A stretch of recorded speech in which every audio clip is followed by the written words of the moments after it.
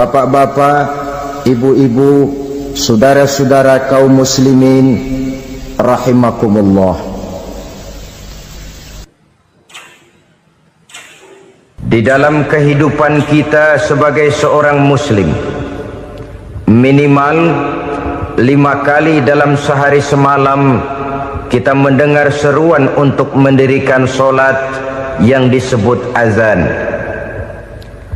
Ada kalimat menarik di dalam kalimat azan itu, yakni seruan hayya 'alal falah, marilah menuju kepada keberuntungan, marilah meraih kemenangan.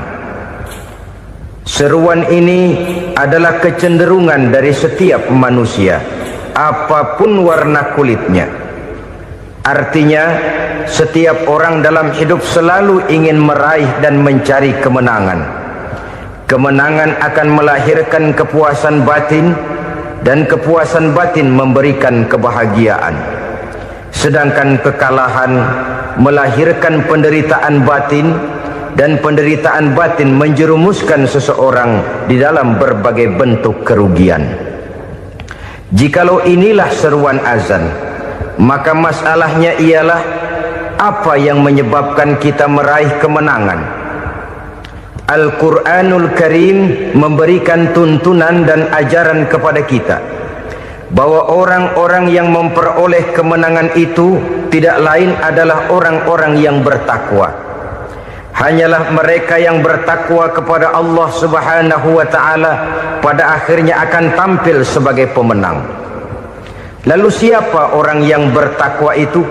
Dijelaskan dalam awal-awal Al-Baqarah, orang yang bertakwa yang akan meraih kemenangan.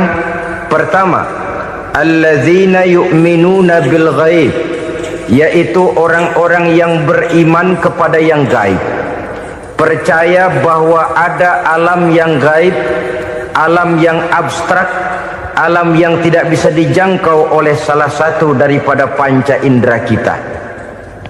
Mereka percaya dan beriman kepada adanya malaikat, beriman kepada adanya iblis dan jin, beriman kepada adanya alam kubur, beriman kepada adanya alam mahsyar, beriman kepada adanya alam akhirat, beriman kepada adanya surga dan neraka.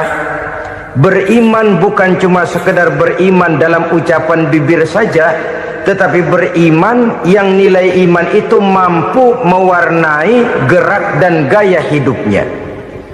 Iman yang meresap sampai ke tulang sumsum, kemudian memberikan dampak positif di dalam kehidupan manusia.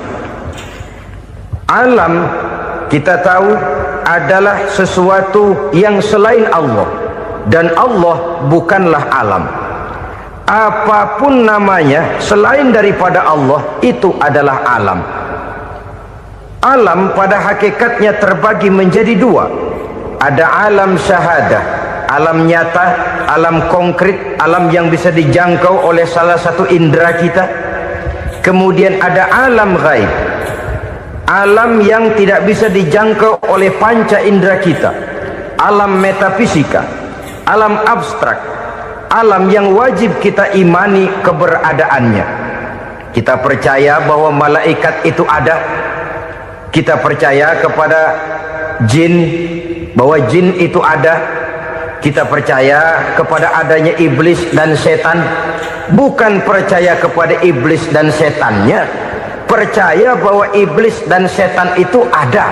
Itu termasuk salah satu daripada sifat orang yang bertakwa kepada Allah. Saudara-saudara kaum muslimin rahimakumullah, kecenderungan pembangunan yang lebih bersifat materialistis biasanya menggeser aspek kehidupan rohani. Orang berpikir empiri, dan dalam pola pikir yang demikian maka alam gaib tidak lagi mendapat perhatian. Aspek kehidupan yang bersifat rohaniah malah mulai ditinggalkan. Akibatnya terjadilah kepincangan di dalam kehidupan kita.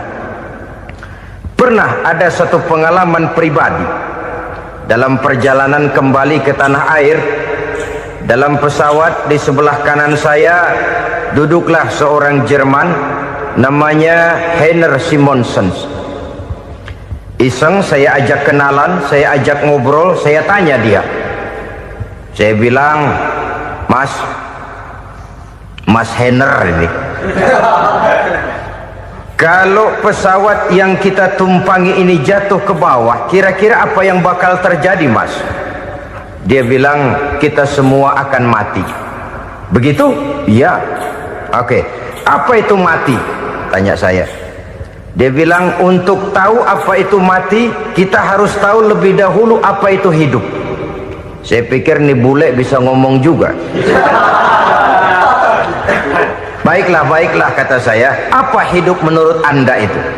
Oh, hidup itu dia bilang, kalau seluruh anggota badan kita bekerja secara normal, paru-paru memompa darah secara normal, jantung berdetak secara normal, sel-sel tubuh bekerja secara fit, dan organisme tubuh hanya mau bekerja secara normal, dia bilang, kalau kita memberi makan yang cukup, menu yang teratur, dan gizi yang lengkap.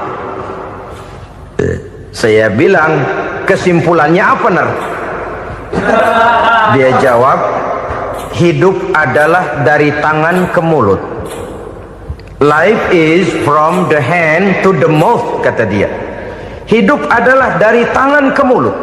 Jadi masalah hidup tidak lebih daripada masalah isi perut. Orang pergi pagi, pulang sore, peras keringat, banting tulang, perut yang dibelain. Saya bilang, you are wrong. Sampean salah, Ner. Kamu orang Islam bukan? Bukan. Pantas. Kenapa saya salah? Dia bilang, ya jelas salah. Salahnya di mana? Kamu ini manusia. Kalau hidup cuma dari tangan ke mulut, saya bilang, kambing di kampung saya juga begitu pikirannya, Ner. Itu kambing di kampung saya, asal perutnya kenyang, sudah hidup dia. Perkara besok bagaimana, lusa prospeknya macam mana, bulan depan ada apa, kambing nggak pernah mikir. Di kampung saya kambing juga pikirannya begitu. Kamu Kristen ya? Tadinya. Loh kok tadinya, lalu apa sekarang kamu ini? Dia bilang, sekarang saya netral.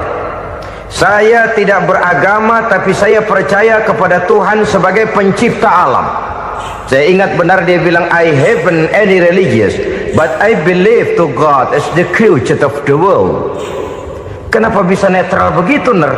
Habis saya bingung, katanya. Islam bilang Islam baik, Kristen bilang Kristen baik, Hindu Buddha bilang Hindu Buddha baik, semua agama baik. Saya netral sekalian, nggak beragama. Yang penting saya percaya kepada Tuhan. Saya bilang, Ner, kamu ini kayak orang mau beli celana, lalu bingung. Yang satu bilang Levi's bagus, yang satu bilang Blue Jean hebat, yang satu bilang Wool England hebat. Celana ini hebat, celana itu bagus, celana ini hebat, semua celana bagus, kamu bingung. Akhirnya netral, tidak pakai celana. Itu juga salah. Saya pikir-pikir, kemudian saya melihat bahwa dua pola berpikir Heiner ini nampaknya sudah mulai menggejala di lingkungan masyarakat bangsa kita. Disadari atau tidak, secara jujur kita harus berkata, dua pola pemikiran Heiner ini mulai berkembang di tengah masyarakat bangsa kita. Pertama, pola pikir materialisme. Hidup adalah dari tangan ke mulut. Masalah hidup tidak lebih masalah isi perut. Itu yang perlu dibela, dan disitulah arti kehidupan. Pergi pagi, pulang sore, peras keringat, banting tulang untuk mempertahankan perut. Kalau sudah kemari cara orang berpikir, maka buat apa percaya kepada yang gaib? Untuk apa sholat? Untuk apa puasa? Untuk apa zakat? Untuk apa menghadiri majelis taklim? Tanpa kepercayaan kepada yang gaib, hidup berjalan menurut alur empiris dan materialis. Kalau sudah ke sana cara orang berpikir, biasanya orang lalu cenderung menghalalkan segala cara. Hanyalah orang yang percaya bahwa akhirat ada, hanyalah orang yang percaya bahwa alam kubur itu ada, hanyalah orang yang percaya bahwa malaikat itu ada, hidupnya akan lebih terarah dan terkendali. Karena kepercayaan kepada yang gaib, yang merupakan fase daripada kehidupan setelah hidup yang sekarang ini, mewarnai gerak pribadi seseorang di dalam dia melakukan kegiatan hidupnya. Pola berpikir materialisme, disadari atau tidak, mulai menggejala di lingkungan masyarakat bangsa kita.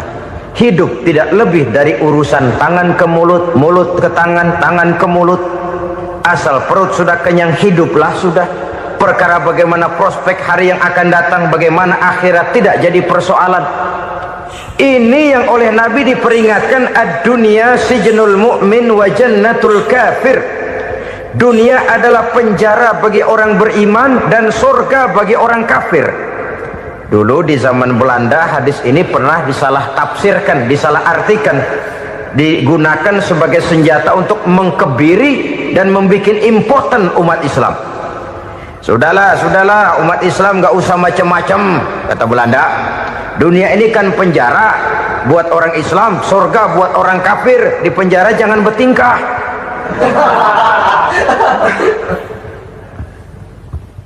Pengertiannya tidak begitu.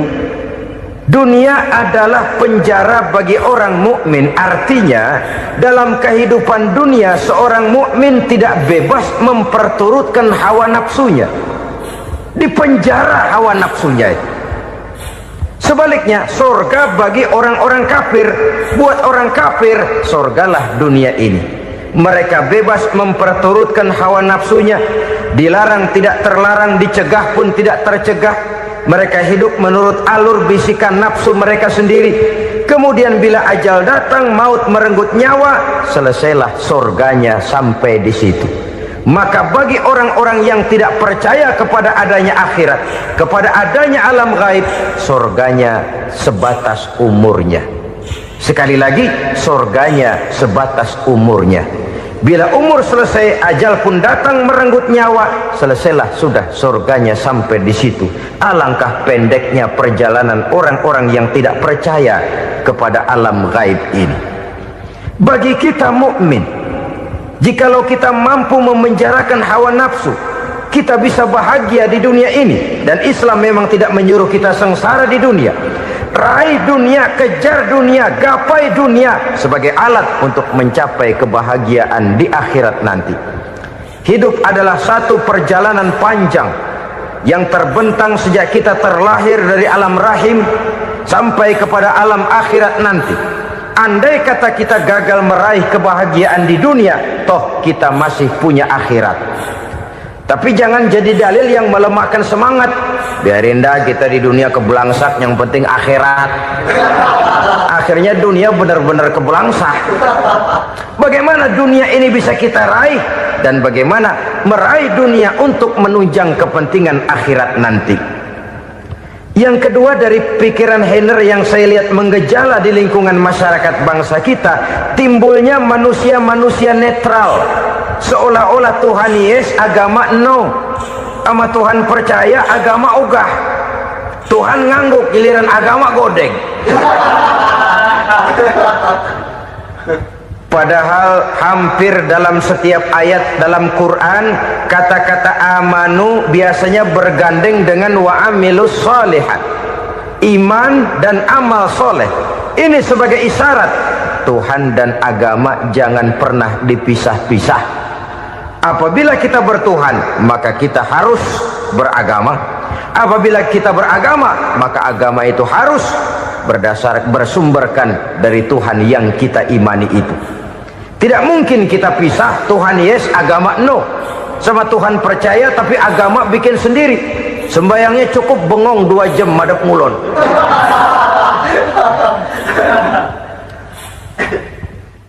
Saudara-saudara kaum muslimin rahimakumullah.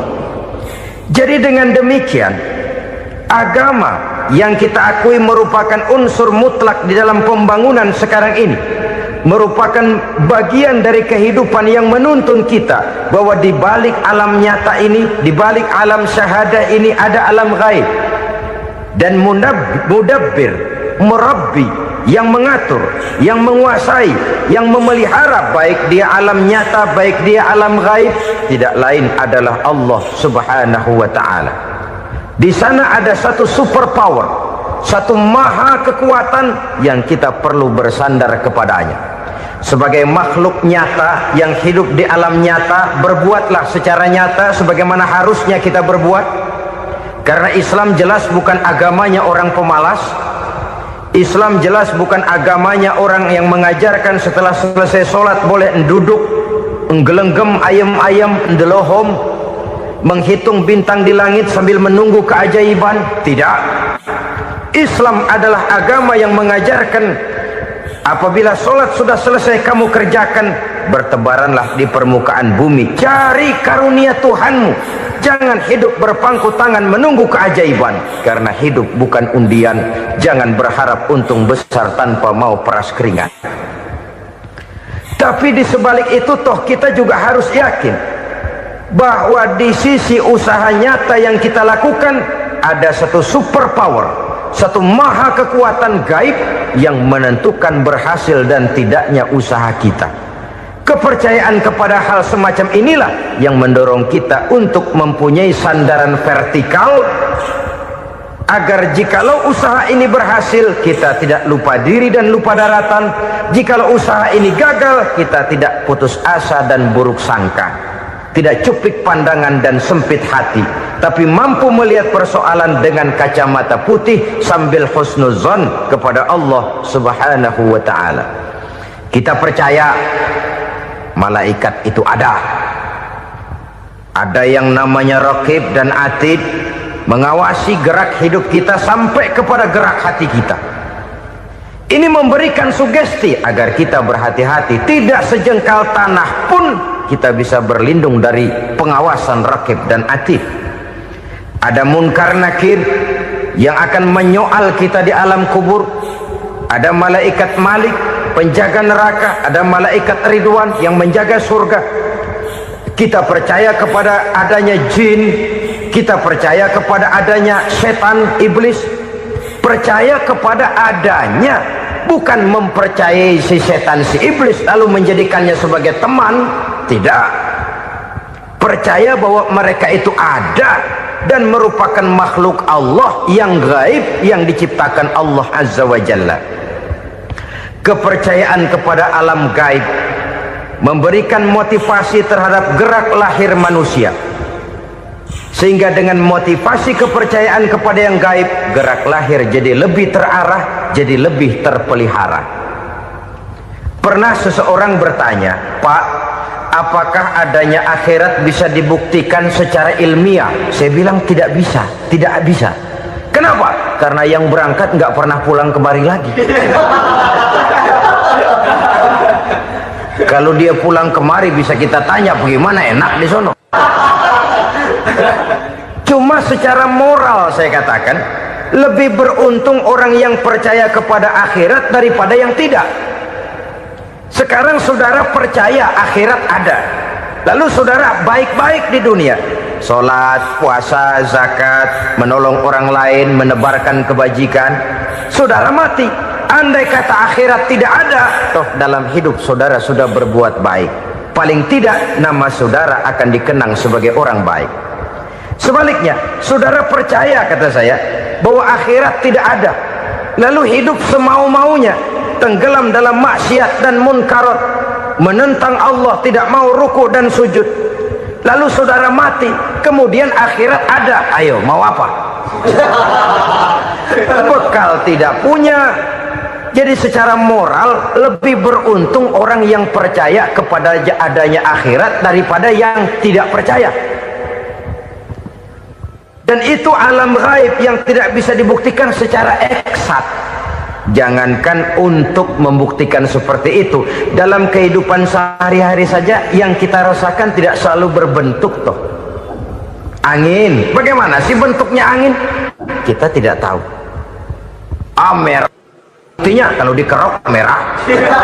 Yang merah itu kulit, yang kulit kita bukan anginnya. Sakit, rasa sakit itu ada, tapi bagaimana bentuk sakit kita nggak pernah tahu. Kalau kita makan cabai pedas, bagaimana bentuk pedas itu tidak ada, tapi rasa ada. Bentuk pedas hijau, cabenya bukan pedasnya. Tidak semua yang kita rasakan bisa kita gambarkan dalam bentuk yang konkret. Oleh karena itu, sekali lagi bahwa kepercayaan kepada alam yang gaib mampu memberikan satu sugesti yang menata kehidupan seseorang lebih lurus, lebih terarah, dan lebih terkendali. Maka wajar kalau kepercayaan kepada yang gaib mengantarkan seseorang untuk meraih kemenangan. Kenapa? Dia percaya kepada yang gaib, bahwa akhirat ada, bahwa alam kubur ada, bahwa pertanggungan jawab itu ada. Maka dia lalu tidak hidup saenae udele dewe, gitu loh. Tidak hidup menurut seleranya sendiri, terarah, teratur. Ini cirinya yang pertama. Orang bertakwa yang akan meraih kemenangan, mereka beriman, mereka percaya kepada yang gaib. Bahkan hal-hal konkret saja selalu berangkat dari yang gaib. Saudara-saudara, para remaja, para pemuda sekarang ini tidak pernah tahu toh siapa yang akan jadi teman hidup saudara. Kita bisa saja ngerancang, mentargetkan, tapi toh akhirnya yang namanya jodoh bukan kekuasaan kita. Rezeki di luar kemampuan kita. Begitu juga ajal, maut, jodoh, ajal adalah contoh-contoh konkret bahwa pada akhirnya yang gaiblah yang menentukan. Bertahun-tahun ngelancong, emang jodoh seret nggak jadi.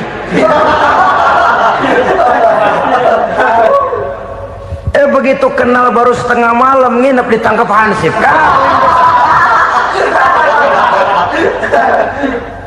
Hal-hal semacam itu kadang-kadang kita berpikir suuzon, gilet, perempuannya cakep banget, lakinya rebek amat. Memang begitulah jodohnya. Memang begitulah jodohnya. Saudara hadirin ma'asyiral muslimin yang saya hormati, jadi hal-hal yang konkret saja kita yakini sepenuhnya ditentukan oleh satu superpower yang gaib itu tadi. Dari sanalah segala ketentuan itu berangkat dan kesanalah segalanya akan kembali.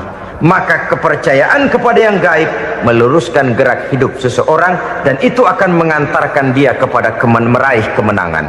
Satu. Yang kedua, wa yuqimuna shalah. Orang bertakwa yang akan meraih kemenangan itu adalah orang-orang yang mendirikan sholat. Kenapa sholat mengantarkan orang untuk meraih kemenangan? Yang jelas, inna sholata tanha anil fahsya'i wal munkar. Sholat mampu mencegah manusia dari perbuatan keji dan munkar. Banyak filsafat hidup yang terkandung di dalam sholat ini.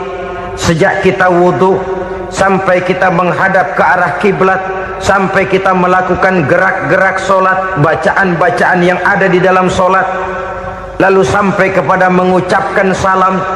Banyak filsafat hidup yang terkandung di dalam sholat. Umpamanya saja, setelah takbiratul ihram mulai kita dengan sholat dalam posisi berdiri, diajarkan dalam kitab-kitab fikih agar kita melihat ke arah tempat sujud. Ini kan filsafat kehidupan. Kalau kamu sholat dalam posisi berdiri, lihat tempat sujud. Jangan sholat mata jelalatan, sebab nanti bisa mengurangi kekhusyuan. Jadi wajar kalau yang dikatakan bahwa yang paling afdol adalah shaf yang di depan. Kenapa? Secara harfiah pengertiannya akan lebih mengundang kekhusyuan. Kenapa? Kalau kita di shaf paling depan di masjid umpamanya paling banter kita lihat tembok. Tapi kalau kita shaf di tengah atau di belakang, orang-orang di depan kita pun akan kelihatan. Yang bajunya loreng, yang bajunya genggang, yang bajunya macam-macam. Kita lihat, kadang-kadang kita pikirin, ada yang bajunya bolong. Kita sholat tapi dalam hati, nih orang bajunya robek yang nggak tahu apa. Ada saja hal-hal yang mengusik kekhusyuan kita. Oleh sebab itu diajarkan dalam posisi berdiri, lihat, arahkan pandangan matamu kepada tempat sujud. Ini kan filsafat kehidupan. Maksudnya apa? Kalau lagi diri lihat dong tempat sujud, kalau udah di atas ingat dong sama yang bawah, kalau sudah tinggi ingat dong dari mana kamu berangkat, kalau sudah berkuasa bantu dong yang lemah, kalau sudah kaya santuni dong yang miskin, kalau sudah alim bimbing dong yang awam. Ini filsafat kehidupan. Dalam posisi berdiri kau lihat tempat sujud. Ini akan melahirkan kepekaan sosial di mana seseorang mau tahu kepada orang lainnya. Bagaimanapun kaya kita, tinggi pangkat dan jabatan kita, jikalau hidup hanya untuk kepentingan perut sendiri saja, rasanya belum membawa manfaat di dalam kehidupan kita. Tapi efek yang tertinggi sesungguhnya, solat mencegah manusia dari perbuatan keji dan munkar. Perbuatan keji dan munkar walaupun kelihatannya mendatangkan uang, membawa keuntungan, tapi itu keuntungan semu, keuntungan sementara. Dengan menipu orang lain kita bisa dapat untung, tapi tidak membawa berkah, dan itu adalah kerugian besar dalam kehidupan kita. Maka untuk meraih kemenangan harus dimulai dengan membentuk kepribadian yang tegar, memiliki sandaran vertikal yang langsung kepada Allah Subhanahu wa ta'ala, dan itu hanya bisa kita tempuh melalui jalur ibadah formal yang sudah ditentukan Allah, yakni solat yang 5 waktu. Untuk memperkuat itu ada solat-solat sunnah, rawatib, nawafil sebagai terminal-terminal kontrol cadangan untuk memelihara stabilitas temperatur batin di dalam kita berhubungan dengan zat yang maha gaib, yaitu Allah Subhanahu wa ta'ala. Orang sering bertanya, Pak, itu tetangga saya nggak sholat, duitnya nggak habis-habis, Pak. Nggak sholat tapi mobilnya tambah terus, nggak sholat tapi usahanya makin maju. Tapi di sisi lain ada orang yang rajin sholat, rezekinya butak bener, anaknya mana kurus mana korengan. Saudara hadirin ma'asyiral muslimin rahimakumullah, harus saya katakan bahwa solat memang bukan untuk cari duit. Solat adalah sandaran vertikal kita kepada Allah. Sedangkan soal rezeki itu berkaitan dengan sifat Allah maha pengasih dan maha penyayang. Allah maha pengasih, siapapun dikasih kalau mau usaha. Allah maha penyayang, tidak semua orang disayang oleh Allah Azza wa Jalla. Dan belum tentu banyak harta itu merupakan nikmat, mungkin juga istidraj. Artinya istidraj itu dikasih tapi diambulin, kalau bahasa Betawinya itu. Dikasih tapi diambulin, itu bukan merupakan nikmat sesungguhnya, lebih merupakan azab dari Allah Subhanahu wa ta'ala.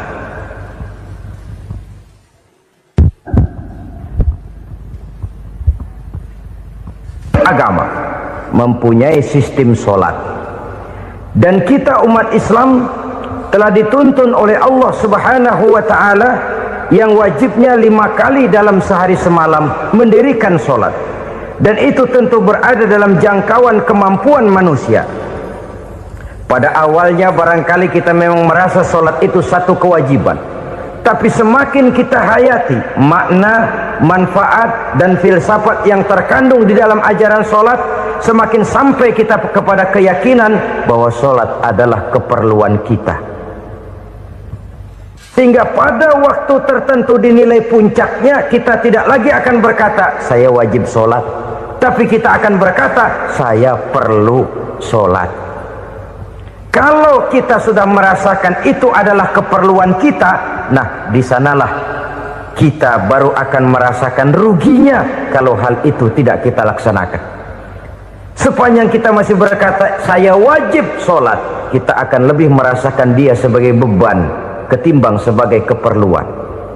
Yang jelas Allah tidak memerlukan ibadah yang kita laksanakan ini. Dengan kata lain, andai kata satu dunia penuh ini orang tidak ada yang sholat satu pun, Allah tidak akan turun dari jabatan Tuhan. Jangan lalu berpikir kalau kita ngambek se-RW kagak sembahyang Tuhan tekor kali ini ya. Tentu tidak. Itu perlunya kita, bukan perlunya Allah. Dan pada induknya kita akan berkata, saya perlu agama.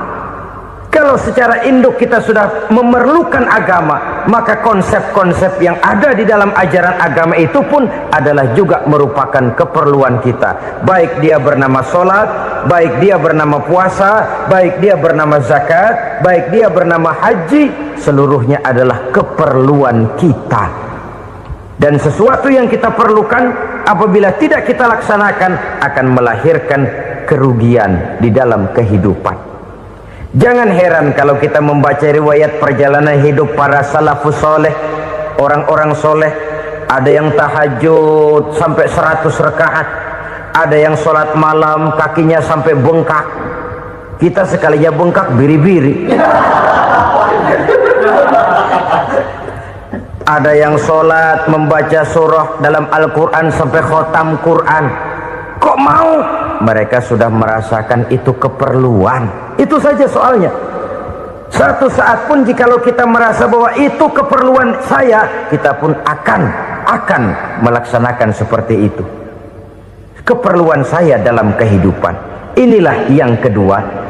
Yang ketiga, orang bertakwa yang akan meraih kemenangan itu, wa mimma razaqnahum yunfikun. Mereka membelanjakan sebagian daripada rezeki yang diberikan Allah kepada mereka. Mereka infakkan di jalan Allah. Ada satu dialog menarik. Satu hari seorang anak muda bertemu dengan seorang kakek-kakek yang sudah dikenalnya baik. Bertanyalah anak muda ini, "Kek, umur kakek berapa tahun?" 15 tahun, kata si kakek. Anak kakek berapa orang? 1. Harta kakek berapa banyak? 15 juta.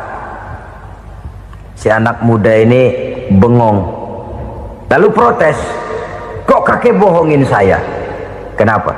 "Saya tahu umur kakek 70 tahun. Kenapa ngaku 15? Saya tahu anak kakek 5. Kenapa bilang 1?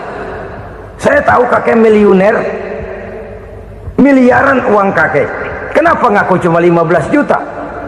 Begini, kata si kakek tadi, benar umur saya 70 tahun. Tapi dari umur yang 70 tahun itu baru 15 tahun terakhir ini saya merasakan ibadah kepada Allah. Meninggalkan maksiat, jauh dari segala macam munkarat. Maka yang 15 tahun inilah yang benar-benar saya rasakan sebagai umur saya. Benar anak saya 5, tapi yang 4 susah diatur. Cuman 1 rasanya nih yang bakal jadi si buah hati, belahan jantung, pelanjut cerita penerus sejarah.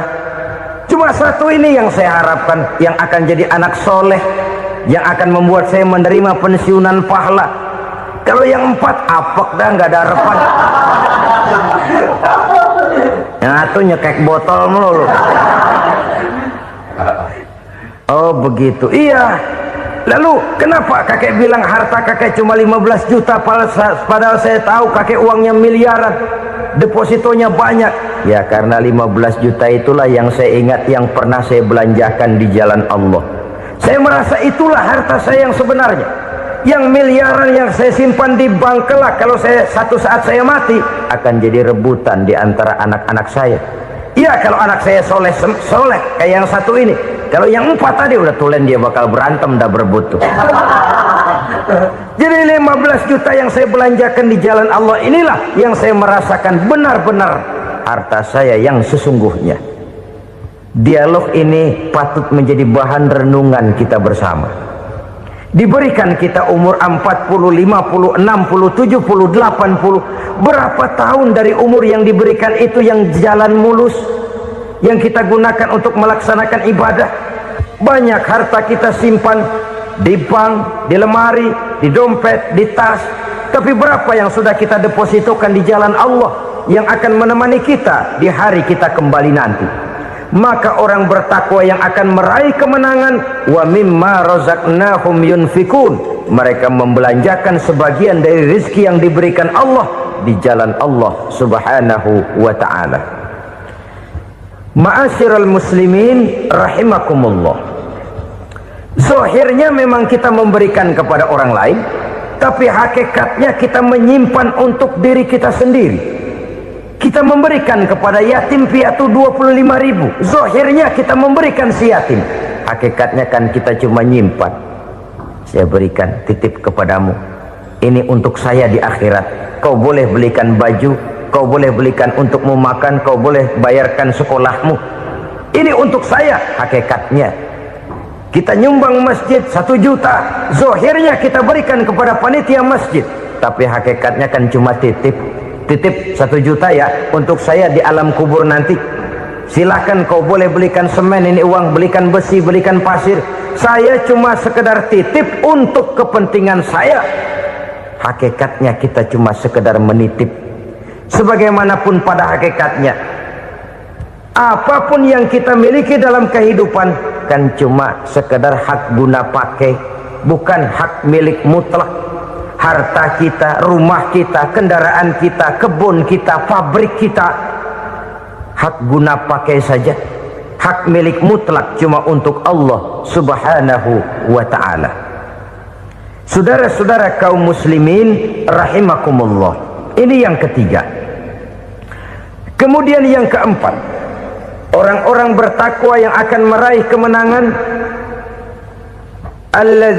allazina yu'minuna bima unzila ilaika, mereka yang beriman, mereka yang percaya kepada apa yang telah diturunkan kepadamu Muhammad, ay Al-Quran, yakni Al-Quranul Karim.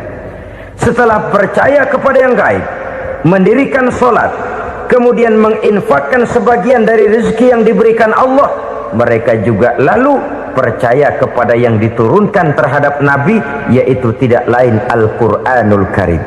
Sekali lagi di sini, percaya bukan hanya sekedar percaya saja, tetapi percaya lalu menjadikan Al-Quran itu sebagai pedoman hidup. Sebab memang Al-Quran itu adalah GBHM, garis-garis besar haluan muslim. Apa yang harus kita lakukan, apa yang harus tidak kita lakukan, bagaimana mestinya kita bertingkah laku dan berbuat, seluruhnya tercantum di dalam Al-Quranul Karim. Itu sebabnya ketika satu hari Aisyah ditanya bagaimana akhlak Rasul, beliau menjawab, kana Rasulullah sallallahu alaihi wasallam khuluquhul Quran. Akhlak daripada Rasulullah tidak lain adalah Al-Quran. Jawaban simpel ini memberikan gambaran bahwa keseluruhan daripada konsepsi Quran sudah diterjemahkan dalam kehidupan Rasulullah sallallahu alaihi wasallam. Karena kita tahu akhlak adalah keseluruhan dari gerak hidup manusia, sejak ia berpribadi, berumah tangga, bertetangga, bermasyarakat, sampai kepada berbangsa dan bernegara. Al-Quran tetap memberikan sentuhan nilainya. Oleh karenanya, orang-orang yang bertakwa adalah orang-orang yang menjadikan Al-Quran sebagai pedoman dalam kehidupannya. Dan kita yakini Al-Quran diturunkan kepada Nabi Muhammad, bukan merupakan produk Nabi Muhammad. Isi dan redaksinya langsung dari Allah subhanahu wa ta'ala. Kemudian cirinya yang kelima, orang bertakwa yang akan meraih kemenangan itu, wa ma unzila min qablika, tidak hanya sekedar percaya kepada yang diturunkan terhadap Nabi Muhammad yaitu Al-Quran, mereka juga percaya kepada apa yang pernah diturunkan kepada para nabi, kepada para rasul sebelum Nabi Muhammad. Percaya kepada adanya suhuf, percaya kepada adanya Taurat, percaya kepada adanya Injil, percaya bahwa Allah dahulunya sudah menurunkan Taurat kepada Musa, percaya bahwa Allah sudah menurunkan Injil kepada Isa, percaya Injil ada, Taurat ada, diturunkan Allah untuk Isa dan Musa, tetapi tidak wajib mengamalkannya karena kita sudah diberikan Al-Quranul Karim. Ini yang perlu saya garis bawahi. Kita percaya Allah telah menurunkan Injil dahulu kepada Isa. Kita percaya bahwa Allah telah menurunkan Taurat dahulunya kepada Nabi Musa. Kadang-kadang ini dijadikan dalih, dikacaukan pengertiannya. Quran saja mengajarkan bahwa orang yang bertakwa harus percaya kepada Injil, maka pakailah Injil. Apalagi kalau ayat sebelumnya ditilap, dihapus, dihilangkan, Injilnya yang ditekankan, maka akan terjadilah penekanan yang salah arah. Karena salah arah akhirnya bisa merusak dan menghancurkan akidah. Ketika Rasul suatu saat pernah ditanya orang, "Ya Rasul, bagaimana sikap kita sebagai muslim terhadap Injil yang ada sekarang?" Beliau menjawab, "La tukadzibuhu jami'an wa la tusaddiquhu jami'an." Jangan didustakan seluruhnya, jangan juga dibenarkan semuanya. Artinya, ini sudah merupakan gambaran dari Rasul bahwa dalam Injil yang ada sekarang masih ada ajaran-ajaran tauhid yang dibawa oleh Nabi Isa dan diajarkan kepada umatnya. Tapi juga dalam Injil yang sekarang ini sudah terkena intervensi dan investasi manusiawi. Karena itu Rasul menyimpulkan, la tukadzibuhu jami'an wa la tusaddiquhu jami'an. Jangan didustakan semua, jangan dibenarkan seluruhnya. Kita memang percaya Allah telah menurunkan Injil kepada Nabi Isa dulu, tapi kita tidak wajib mengamalkan Injil. Kita percaya Allah telah menurunkan Taurat kepada Nabi Musa, tapi kita tidak wajib mengamalkan kitab ajaran Taurat. Yang wajib kita percayai dan kita amalkan hanyalah Al-Quranul Karim. Kenapa? Oleh karena baik yang ada di dalam Taurat, baik yang ada di dalam Injil, tentu tercakup di dalam Al-Quran sebagai kitab terakhir yang diturunkan oleh Allah Subhanahu wa Ta'ala. Dan itu wajar. Kalau seorang pejabat mau mengeluarkan satu keputusan baru, tentu dia harus meninjau keputusan-keputusan lama. Andai kata dianggap tidak berlaku, dianggap tidak relevan lagi, maka keputusan-keputusan lama itu tentu sudah dianggap tidak berlaku. Sebagian daripada aturan-aturan dalam keputusan lama yang masih dianggap relevan tercantum dalam keputusan baru yang wajib diamalkan. Begitulah hubungannya antara Al-Quran, Taurat, Zabur, dan Injil. 4 kitab samawi yang diturunkan Allah masing-masing kepada Zabur untuk Nabi Daud, Taurat untuk Nabi Musa, dan Injil untuk Nabi Isa alaihi wassalatu wassalam. Ketiga-tiga kitab itu kita percayai adanya. Kita yakini Allah telah menurunkan Zabur, Taurat, dan Injil, tapi kita tidak wajib mengamalkannya. Yang wajib kita mengamalkannya sekarang ini tidak lain hanyalah Al-Quranul Karim saja, karena ia mencakup apa yang ada di dalam Zabur, apa yang ada di dalam Taurat, dan apa yang ada di dalam Injil. Keotentikannya bisa dipertanggungjawabkan. Ya, tapi kan Nabi Muhammad sudah mati 14 abad yang lalu, dan di zaman beliau Al-Quran kan belum dikodifikasikan, belum ditulis. Bagaimana keotentikannya bisa dipertanggungjawabkan? Mudah saja. Allah berjanji, inna nahnu nazzalna dzikra wa inna lahu lahafizun. Kami yang menurunkan Al-Quran dan kami yang akan menjaga dan memeliharanya. Allah turunkan Quran, Allah menjaganya. Bagaimana cara Allah menjaga Al-Quran itu? Banyaknya orang-orang yang hafaz Al-Quran. Hafaz Al-Quran 30 juz, 114 surah, 6.666 ayat. Sehingga jangankan satu kata, jangankan satu ayat, satu kalimat saja berubah sudah akan timbul reaksi dan mudah dimengerti. Kenapa? Banyak orang-orang yang hafaz Al-Quran. Sedangkan pada setiap akhir tahun biasanya malaikat Jibril selalu mengadakan checking terhadap ayat-ayat yang diturunkan pada waktu itu. Di zaman Nabi sendiri sudah ada usaha kodifikasi. Dan yang lebih luar biasa lagi, sampai hari ini tidak seorang pun mampu membuat satu ayat saja semacam Al-Quran. Ke bahasa manapun dia diterjemahkan, naskah aslinya tetap ikut, rujukan dasarnya tetap ada.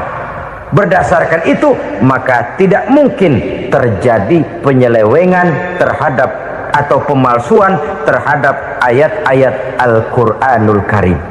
Kesuciannya, keotentikannya, kemurniannya bisa dipertanggungjawabkan. Ma'asyiral muslimin rahimakumullah. Oleh karenanya, konsepsi dasar daripada ajaran Islam ini memang tidak lain adalah Al-Quran dan Sunnah. Isi daripada agama Islam yang merupakan iman, Islam dan ihsan, konsepsi dasarnya tidak lain adalah Al-Quran dan Sunnah Rasulullah Sallallahu Alaihi Wasallam. Maka yang kita perlukan sekarang ini adalah terjemahan Al-Quran di dalam kehidupan kita. Dengan demikian, maka gaya kehidupan yang lebih Qurani itulah yang kita dambakan. Kita perlu memang terjemahan Quran dalam bahasa Inggris, dalam bahasa Belanda, dalam bahasa Jepang, tapi yang lebih kita perlukan adalah terjemahan Quran di dalam kehidupan kita. Konsekuen, tidak memanipulasi, ringan sama kita jinjing, berat sama kita pikul. Jangan kalau lempengan ayat Quran tuh kira-kira enak diamalin, keras teriakan kita. Giliran kira-kira ayat Quran itu mukul kepala kita sendiri, diam kita. Itu ciri yang pernah disindir Allah dalam awal-awal Baqarah juga itu. Ciri beragamanya orang yang munafik. Kullama adha'a lahum masyawfi, kata Allah. Wa iza azlama alaihim qamu. Apabila terang mereka jalan, apabila gelap mereka berhenti. Artinya, kalau kira-kira di Islam nguntungin, rame-rame pada teriak Islam. Tapi ketika diminta untuk berjuang, ketika dituntut untuk berkorban, rame-rame mengundurkan diri.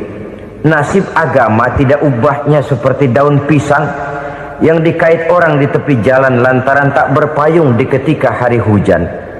Manakala hujan usailah sudah, daun itu pun dicampakkan di tepi jalan, diinjak pula orang nan lalu. Artinya, orang menjadikan agama cuma sebagai lipstick, decoration only, tidak konsekuen. Hanya pada saat-saat kelihatannya Islam membawa keuntungan, rame-rame orang teriak-teriak tentang Islam. Tapi jikalau diminta berjuang, jikalau dituntut untuk berkorban, biasanya rame-rame juga mengundurkan diri. Jangan heran kalau mayoritas hitungan kita, tapi minoritas peranan kita. Kuantitas kita dalam jumlah, tapi dalam kualitas kita lebih sering jadi penonton daripada jadi pemain. Padahal itu sangat tidak boleh terjadi. Umat Islam di Indonesia harus bangkit. Umat Islam di Indonesia harus sadar akan keberadaannya.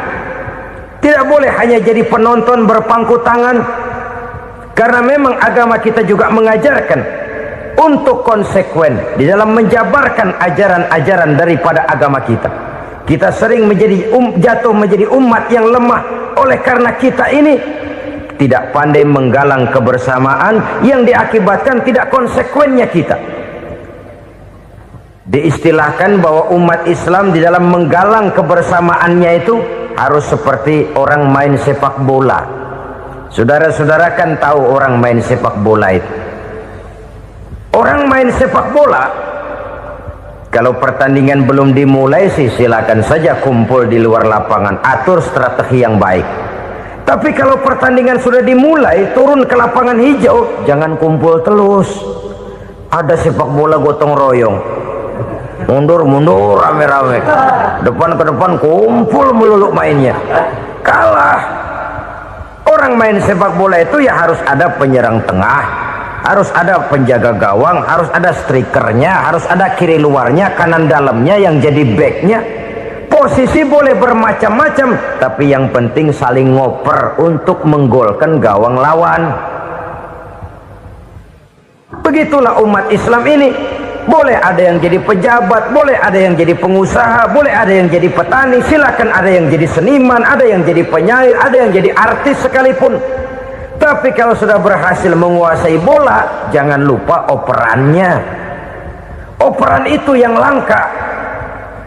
Kita ini muslim kadang-kadang kalau sudah memegang menguasai bola, kalau belum mau mampus, belum mau ngoper.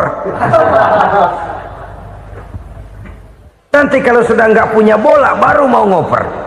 Kalau sudah dengar-dengar mau dekat pensiun, baru mau jihad, baru mau berjuang, baru mau ngurus pesantren. Tanda tangan sudah tidak laku, memo sudah tidak dihargai, baru mau berjuang. Kemarin kemana mas? Kita tidak pandai memanfaatkan posisi. Dengan kata lain, kalau kembali kepada persoalan kita, konsekuensi kita terhadap agama yang kita anut ini belum ideal. Kita masih lebih sering berislam ini pada saat-saat yang menurut perhitungan kita membawa keuntungan. Tapi kalau diminta berjuang, dituntut berkorban, yang itu pun hakikatnya adalah untuk kepentingan kita juga. Allah tidak pernah menuntut kita untuk jihad bagi kepentingan Allah, itu tidak. Berjuang menegakkan agama Allah, apakah untuk kepentingan Allah? Tidak, untuk kepentingan kita. Sebab nilai-nilai jihad itu pada akhirnya akan membawa kita kepada suatu kebahagiaan. Setidaknya kalau tidak di dunia, tentu di akhirat sebagai syahid. Oleh karena itu, pada bagian akhir ini saya ingin mengajak, marilah kita konsekuen. Sekali kita berkitabkan Al-Quranul Karim, mari dia kita jadikan pedoman. Jangan cuma kita jadikan sebagai penghias dinding, pelengkap rumah, bahwa di rumah kita ada Al-Quran, tapi yang baca kecoa. Habis pada bolong tuh Quran. Yang penting kan punya Quran, ditaruh di pintu rumah. Biar apa? Biar kuntilanak kagak masuk katanya. Ya apa itu nasib Quran? Cuma kerjanya jaga pintu, ngusir kuntilanak, ngusir memedi. Bagaimana kita hidup menurut tuntunan Al-Quran? Kadang-kadang tidak pernah menjadi masalah bagi kita. Maka bagaimanakah Al-Quran akan mungkin membawa keberkahan dalam hidup kalau ajarannya kita injak-injak dalam keseharian kita? Mewujudkan gaya hidup yang lebih Qurani, itulah yang akan kita rintis di dalam kehidupan kita, bertahap, step by step, menurut kemampuan yang ada pada kita. Jika jalan ini tidak bisa kita selesaikan, percayalah akan ada generasi penerus yang akan melanjutkan usaha dan cita-cita mulia itu. Jadi percaya kepada Taurat, percaya kepada Injil, sekadar percaya Allah dahulunya sudah menurunkan itu, tapi kita tidak wajib mengamalkannya. Kenapa? Generasi Injil masa berlakunya sudah kedaluarsa, Taurat masa berlakunya sudah kedaluarsa. Injil pernah berlaku untuk orang Nasrani di zaman Nabi Isa. Taurat pernah berlaku untuk orang Yahudi di zaman Nabi Musa. Setelah generasinya berlalu, datang Rasul penutup yang membawa Al-Quranul Karim. Maka Al-Quran itulah yang berlaku menjadi pedoman sampai hari akhir nanti. Jangan jauh dari Al-Quran, karena apabila ini kita lakukan, maka kita akan kembali kepada satu gaya hidup yang jauh dari tuntunan agama, dan itu artinya kita akan semakin jauh untuk meraih kemenangan. Saudara-saudara kaum muslimin rahimakumullah, yang keenam, yang terakhir, orang-orang bertakwa yang akan meraih kemenangan itu wabil akhirati hum yuqinun. Mereka percaya, mereka yakin seyakin-yakinnya akan adanya hari akhir, di mana seseorang akan mempertanggungjawabkan seluruh perbuatannya di dalam hidup ini, dan tidak ada satu perbuatan yang bagaimana kecilnya sekalipun yang tersembunyi dalam pandangan manusia yang tidak akan dibukakan persoalannya di mahkamah Qadi Rabbul Jalil di akhirat nanti. Itulah sebabnya maka percaya kepada akhirat disebut secara khusus. Padahal di awal tadi sudah dijelaskan yu'minuna bil ghaib, percaya kepada alam gaib, dan alam gaib ini termasuk akhirat. Kenapa pada bagian akhir disebut lagi akhirat? karena ternyata bahwa kepercayaan kepada adanya akhirat merupakan induk dari kepercayaan terhadap adanya malaikat, setan, jin dan lain sebagainya, dan akan lebih memberikan sugesti dalam kehidupan manusia untuk meluruskan gerak hidupnya. Jikalau suatu saat tergerak hati akan berbuat kejahatan, ingin mencuri, sadarlah, awas ada akhirat. Sebab kalau kita cuma teriak awas ada polisi, itu cuma tertunda sementara, begitu polisi meleng embat. Kalau kita ingin berbuat jahat cuma berteriak awas ada hansip, cuma sementara ketika hansip itu ada. Tapi kalau ceritanya awas ada akhirat, mau menyeleweng awas ada akhirat, mau berjudi awas ada akhirat, mau mencuri awas ada akhirat. Keyakinan yang akan meluruskan gerak hidup manusia sehingga gerak itu jadi lebih terarah dan terkontrol, tidak merugikan baik diri sendiri, lebih-lebih orang lain. Ternyata bahwa kepercayaan kepadanya adanya hari akhirat sanggup menjadi sumber daya kontrol dari kehidupan manusia, sehingga ia tidak terjebak dalam perbuatan maksiat dan munkarat. Saudara-saudara kaum muslimin, inilah saja yang kita bicarakan pada pertemuan kali ini. Semoga Allah subhanahu wa ta'ala memberikan kekuatan zahir dan batin kepada kita untuk dapat meraih kemenangan dengan beriman kepada yang gaib, mendirikan solat, membelanjakan sebagian dari rezeki yang diberikan Allah, percaya kepada Al-Quran, beriman kepada kitab-kitab yang diturunkan sebelum Al-Quran, lalu meyakini adanya hari akhirat. Terima kasih.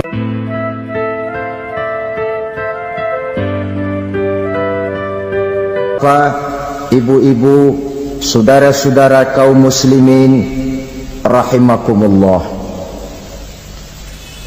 kita menyaksikan peristiwa-peristiwa yang memilukan dan memalukan. PHK terjadi di mana-mana, pengangguran meningkat, harga-harga membumbung tinggi, daya beli rakyat semakin lemah. Sementara di bidang politik, kejadian-kejadian memberikan indikasi bahwa persatuan dan kesatuan kita sebagai bangsa dewasa ini tengah berada dalam ujian yang berat. Pada jumpa kita kali ini, tanpa bermaksud untuk mencari kambing hitam dari bencana yang kita hadapi, saya ingin menyampaikan sebuah hadis yang diriwayatkan oleh Imam At-Tabarani dari Ibnu Abbas, bahwa Rasulullah sallallahu alaihi wasallam bersabda, khamsun bi khamsin, ada 5 perkara yang dapat menimbulkan 5 macam bencana. Mari kita renungi hadis ini satu demi satu sebagai bahan introspeksi buat kita semua dalam menghadapi bencana yang tengah berlaku sekarang ini. Yang pertama, ma naqasa qaumul ahda illa sullita alaihim aduwwuhum. Apabila suatu kaum sudah mengingkari janjinya, maka mereka pun akan dikuasai oleh musuh-musuh mereka. Sederhana saja nampak kalimat dalam hadis ini. Apabila orang sudah mengingkari janji, mereka akan dikuasai oleh musuh-musuh mereka sendiri. Dan musuh kita yang paling utama saat ini adalah kemiskinan dan kebodohan. Kenapa itu terjadi? Karena kita mengingkari janji kita sendiri. Di saat awal-awal berdirinya Orde Baru, kita pernah berjanji untuk melaksanakan Pancasila dan Undang-Undang Dasar 45 secara murni dan konsekuen. Kita berjanji bahwa kita akan menegakkan pemerintah yang bersih dan berwibawa. Itu semua pada permulaannya. Waktu demi waktu berjalan, kita lupa dengan janji yang kita ucapkan itu. Ketuhanan yang Maha Esa kita ucapkan, tapi kesetanan yang luar biasa yang kita lakukan. Kemanusiaan yang adil dan beradab yang kita dengungkan, tetapi kemanusiaan zalim dan biadab yang kita praktekkan. Sederhana saja saudara, hampir setiap pejabat pada posisi-posisi kunci di awal-awal ia memangku jabatan itu, biasanya ia mengucapkan sumpah dengan lafaz demi Allah bahwa dalam melaksanakan jabatan ini saya tidak akan menerima hadiah atau pemberian dalam bentuk apapun. Itu pada permulaannya. Lama-lama rupanya hadiah itu asik juga, mulai diterima. Lama-lama dirasa kurang, mulai menagih, dan akhirnya terjadilah praktek yang disebut suap menyuap, semir menyemir, dan lain sebagainya. Kalau ini sudah menjadi kenyataan, bagaimana kita mau menegakkan pemerintah yang bersih dan berwibawa? Undang-Undang Dasar 45 menyatakan bahwa bumi, air, dan seluruh kekayaan negara dikelola oleh negara bagi sebesar-besar kemakmuran rakyat. Yang terjadi adalah bahwa kita merasa mewakili rakyat untuk menikmati harta dan kekayaan negara, sehingga rakyat banyak tidak bisa ikut menikmatinya. Menumpuklah harta itu sehingga terjadilah pepatah, gunung ditimbun, sumur digali. Yang kaya semakin kaya, yang miskin semakin terpuruk. Kita ingkar dengan janji yang kita ucapkan di awal-awal kita bergerak. Kita ingkar dengan janji pada saat kita mengatakannya dengan menyebut nama Allah, dengan mempertaruhkan nama Tuhan, sehingga pada akhirnya jabatan pun mengalami tender. Sudah menjadi rahasia umum, orang mau jadi lurah mesti mengeluarkan uang, mau jadi camat mesti mengeluarkan uang, mau jadi wali kota, bupati, bahkan gubernur, itu ada pasarannya. Secara logika, kalau orang memperoleh satu jabatan karena banyak mengeluarkan uang, tentu pada saat ia mengeluarkan uang, ia sudah punya pemikiran, modal pasti pulang, modal pasti kembali. Kalau orang memperoleh suatu jabatan karena banyak mengeluarkan uang, maka langkah pertama yang dia lakukan setelah memangku jabatan itu ialah bagaimana uang bisa kembali, bagaimana modal bisa pulang. Kalau modal sudah pulang, pikiran berikutnya bagaimana supaya dapat untung. Lalu kapan mau bekerja untuk kepentingan rakyat? Itu nomor 18. Kemudian kalau ada proyek-proyek besar, pertanyaannya ialah bukan apakah proyek ini bermanfaat bagi rakyat, apakah proyek ini layak untuk diteruskan, tetapi yang jadi pertanyaan paling utama ialah bagian saya berapa duit dari proyek ini. Kita bisa lihat proyek, mega proyek lahan 1 juta hektar di Kalimantan Tengah, triliunan rupiah, dan proyek itu gagal. SD Impres bulan ini diresmikan, bulan depan retak. Jembatan-jembatan bulan ini gunting pita, bulan depan runtuh. Kita ingkar dengan janji. Kita berkata kita bekerja untuk kepentingan rakyat, tapi kita tidak pernah mengenal rakyat itu. Apabila suatu kaum sudah mulai mengingkari janji, maka mereka akan dikuasai oleh musuh-musuh mereka. Akibatnya tersusunlah barisan-barisan sakit hati yang makin lama makin menjadi bola salju, menggelinding membesar, dan kemudian terjadilah hal-hal yang tidak kita inginkan lagi. Apabila suatu kaum sudah mengingkari janji, maka mereka akan dikuasai oleh musuh-musuh mereka. Ini penyebab bencana yang pertama. Kita tidak konsekuen. Tadinya kita dengan lantang teriak-teriak berantas korupsi, ganyang korupsi. Pada waktu kita belum mendapat kesempatan. Setelah kita naik punya kesempatan, rupanya korupsi enak juga dirasa. Terjadi pergeseran nilai, orang luntur, kehilangan idealisme awal. Lalu untuk menghibur-hibur diri, menutup-nutup kesalahan, kita gunakanlah pepatah bahwa tidak ada gading yang tak retak, bahwa kita harus mikul dhuwur mendem jero. Itu semua cuma sebagai dalih agar kesalahan kita tidak dibicarakan orang lain. Padahal kita sendiri yang mengingkari janji.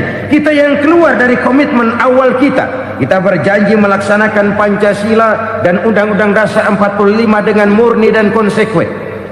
Kita berjanji untuk menegakkan pemerintah yang bersih dan berwibawa. Namun dalam kenyataannya itu tidak kita laksanakan dengan sebagaimana mestinya. Kita bergeser, kita mengalami proses degradasi, peluncuran nilai, dan akhirnya terbentuklah barisan-barisan sakit hati yang semakin lama semakin membesar itu. Kita harus introspeksi. Memang kalau zaman sedang susah, biasanya kambing hitam laris, tukang kompor gentayangan. Itu dari dulu selalu mencari kambing hitam. Karena itu kita tidak bicara orang, kita tidak bicara siapa yang salah, kita bicara sistem, dan sistem itu bisa mengena siapa saja. Kalau orang sudah mulai mengingkari janji, bergeser dari komitmen awal, itu sudah mulai ia mengalami proses peluncuran, proses degradasi. Ini penyebab yang pertama. Kita tidak lagi konsekuen bahwa bumi, air, sumber daya alam adalah milik negara.